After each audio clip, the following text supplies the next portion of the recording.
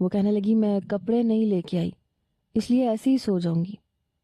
میں نے مسکرا کے سر سے پاؤں تک اسے دیکھا اور اسے کہا کہ اب اتنی بڑی ہو چکی ہو تمہیں اپنی آپی کے کپڑے بھی آ جائیں گے۔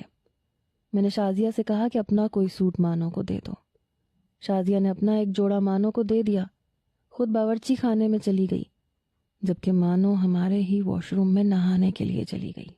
کچھ دیر بعد جب وہ نکلی تو میں حیرت سے اسے تکتا رہ گیا۔ شازیہ کا جوڑا اس کے بدن پہ پوری طرح کس گیا تھا۔ وہ شازیہ سے بھی زیادہ خوبصورت جسامت کی واقع ہوئی تھی۔ پھر اس کے کھلے ہوئے گیلے بال، گلابی ہونٹوں نے تو میری جان نکال لی۔ میں بس اسے تکتا رہ گیا۔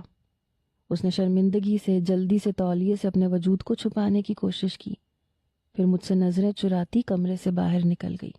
میں نے اس کی پانی سے بھیگی پشت کا بہت جائزہ لیا۔ تھوڑی دیر بعد مانو حمزہ کے کمرے میں چلی گئی۔